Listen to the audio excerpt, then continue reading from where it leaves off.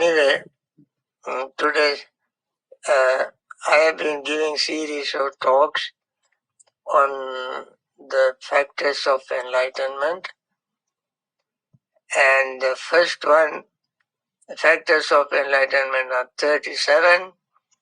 I like to repeat them for everybody to remember. 37 factors are 4 foundations of mindfulness, 4 striving, and 4 practice of basis of accomplishment, and the 5 faculties, 5 powers, 7 factors of enlightenment, and 8 noble eightfold path.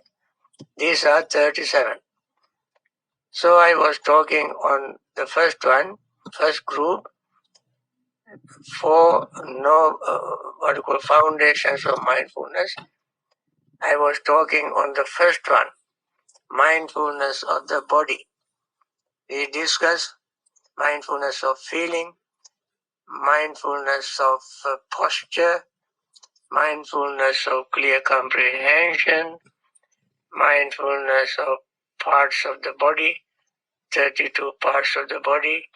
And today, the number 5, in the 5th group, we have mindfulness of the elements.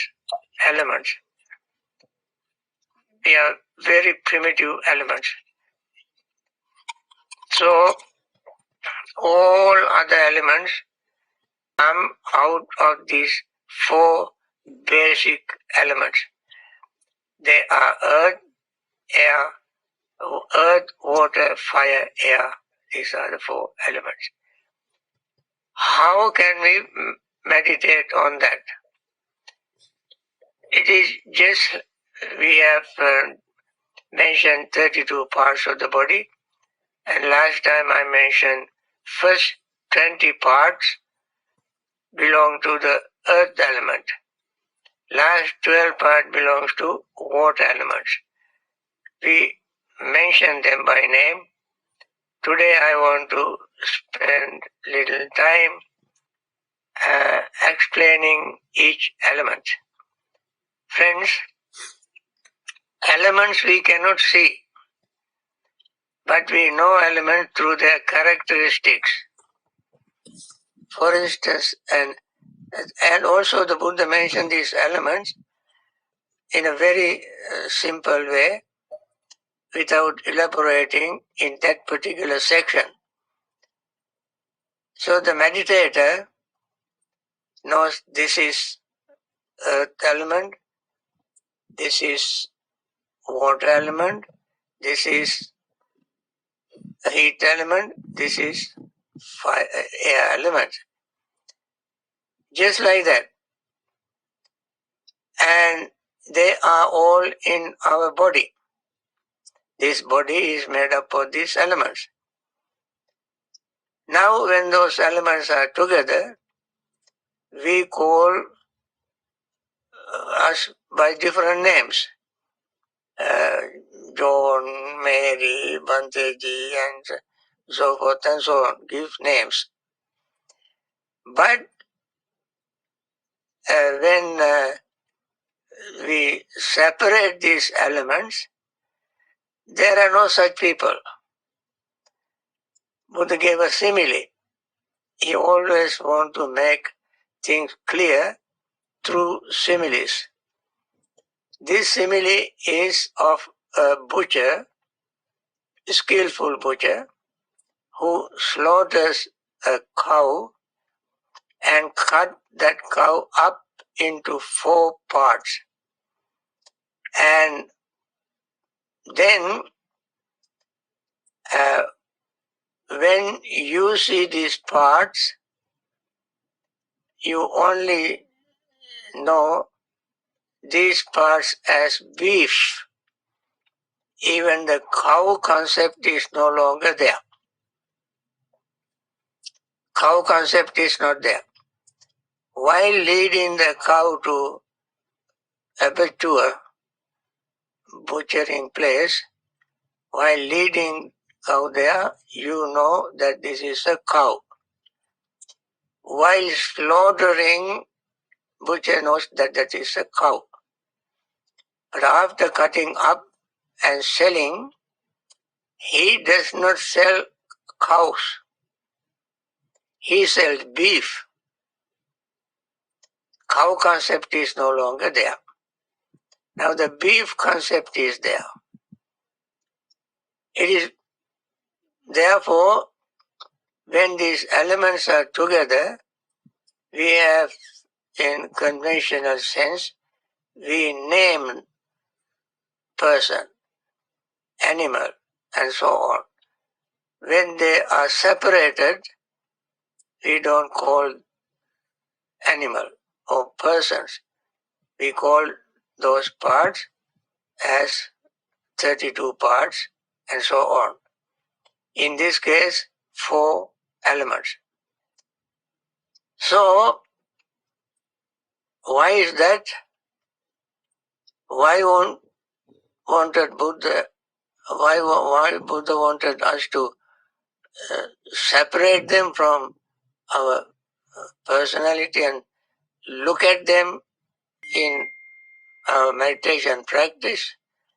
Is because he wanted us to have a clear comprehension of non-existence of anything permanent in it.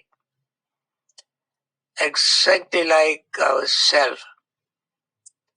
To be very specific, he did not want us to see some permanent entity called self in us. And therefore he wanted us to look at these parts as mere elements, dhatu. So as I started talking, these elements we cannot see. Even though when we separate the parts into 4 or 32 and so on, we do not see elements. But we can know elements through their characteristics. For instance, earth elements characteristics is hardness. Hardness. Hardness does not exist by itself. Hardness in the body exists with other elements. For instance, even in the water element there is hardness. Even in the water element there is earth element. In the water element there is a heat element. In the water element there is air element. So, therefore we cannot see them. They are so fine, so refined, and so invisible, and yet we experience them. Hardness we experience in our earth element. When you touch, when you press any part of your body, you can feel the hardness, even softness. That feeling comes from the earth element. And earth element occupies space. Earth element has weight. That earth element has hardness. Through these characteristics, we know that there is an element called earth element. And earth element, earth, the whole earth is the earth element. Earth, we have to meditate. How we meditate on that? Earth element or earth does not react to our whatever we do to the earth. For instance, we dig the earth, drill the earth, cut the earth, and put all sort of things on the earth, good things, bad things. We urinate, defecate, and put all kind of garbage, dirt, all sort of things we do to the earth. but Earth just accept them. Earth just accept them. Earth does not react and fight back. If Earth fight back, we don't have to put so many things to make the Earth better. We pollute the Earth in many, many, many ways. We pollute the Earth. Earth simply accept it. Simply accept it. Similarly, we know the earth element in our body. When we meditate, we know this earth element in our body. But even though it does not react to our activities, earth element is very strong, very, very strong. We build everything on earth element. We made roads, we drive, we build houses, we dig, and we do all sorts of things. And we stand on earth element, it doesn't shake and throw us on the ground. And earth element is very strong. And yet, this earth is not permanent. That is the wonder. Although it is so strong, it is not permanent. It is impermanent. One day, this earth will no longer be there. It comes to an end. We may not live long enough to see the end of the earth, but it comes to an end. So it is impermanent. This earth does not have a self in itself, within it, to protect it, to do whatever the earth wants. There's no self. So, in our body, earth element is there. We renew the earth element by taking nourishment, food, material food, all sort of food, protein, vitamin, mineral, iron, copper, zinc, and and all kind of names we use for the things that we bring into the body to strengthen earth element. To make our bones strong, we take something, calcium, magnesium, and zinc, sort of things to make the body strong, the bone strong. In order to make it, in order to maintain it. Otherwise, they slowly become porous and break and, get into trouble. And therefore, earth element is not permanent. It is changing, and we have to replace them. Every cell in our bones, every cell in our bones in our body, round bone or flat bone or and so forth, we have to renew them all the time. And that is because it is impermanent. Although it is very hard, it is impermanent. That happens to us in our body. That happened to the earth that we stand on, and so forth. And this is how we have to use the earth element in our meditation. Then, water element. Water element has the characteristic of cohesion. It can stick things together. Although it appears to us it doesn't, but it does. For instance, if you take even the very, very fundamental, basic H2O level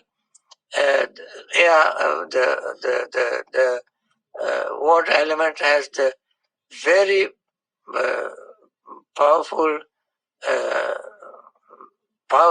great power to cling things together, stick together, glue together. They attract to each other. So, For instance, we take sand and cement. When they are separate, they don't mix. We put sand, cement, and little rocks, and then pour water. Then it becomes hard, solid. That property, the binding property, is in the water element, and that we have in our body, in our hair, nail, teeth, skin, and so forth. There is water element. We don't see them, but if water element is or water dried or dehydrate, and then there is on the skin, when the skin moisture disappears, we have dry skin. When the head moisture disappears, we have dandruff. When hair doesn't have hair, what you call water element, then hair is brittle, can break in. It doesn't remain like long hair, short hair on our head. They all will disappear. So water element is holding all this together, holding all our, most of the part of our body is water element. And therefore it keeps, for instance, we know blood, saliva, urine, and all these are based on water element. And the water element does not exist by itself. Water element also has earth element. As I mentioned, fire elements and air element. How do we know that water element has air elements, what you call earth elements? When you take water and throw at somebody and use very powerful pipe, just like when people demonstrate, police comes with the big trucks and use water pipes, and then it is very powerful. Water element also has power to generate electricity. For instance, when water falls onto the top of a mountain, it goes through tributaries and rivers and so forth, and somebody build a dam and drill tiny little holes and let the water run through these holes on the dam, and then that can generate, turn the turbine, and sometimes it can drill holes through steels. So water has so much power. That power comes with the earth element. In addition to binding things together, water element also has earth element. However, water element is not something permanent. That is why we have to drink water. We pass water through urine, through sweating, through breathing. We pass water. So I have to replace them. So the water element itself is not permanent. And we have to understand that when we understand it, then we don't become deluded with thinking that there is something permanent in it. Everything is impermanent. Then we have what you call heat elements. Heat element. Heat element we know through its characteristic. It is radiating. It warms up things around it. It digests food. It is the aging agent. We age because of the heat. We cannot digest food if there is no heat. We feel heat. When we have fever, heat increases, and so forth. Through these characteristics, we know that there is an element called heat element. element of heat. And that also is, it doesn't, and I forgot to mention, water element doesn't do anything, any reaction when we use the water for cleaning, washing. We can put all kind of dirt into water. Water does not react. Water simply accepts anything. Similarly, when we meditate, we have to, Buddha mentioned all these things in Maharahula, the Sutta and so forth. Buddha said, just like meditate like water elements, meaning don't react to things. Remain calm, relaxed, equanimous, peaceful, and just be aware of what is happening. So meditate like water element. And then meditate like fire elements. Fire element is very powerful. It can burn houses, it can burn forests, it can burn all kind of things, it can burn. It is very, very powerful. Not only gives light, but make it bright, but it can burn, powerful. But when we throw anything into the water, into fire, it burns. That is its nature. But it does not react. When you put something to fire, it does not react. It simply burns. Only, of course, when you pour water into fire, fire will be extinguished. Otherwise, it does its job. So the fire elements is like that, and we have that, and we meditate like fire elements without reacting, without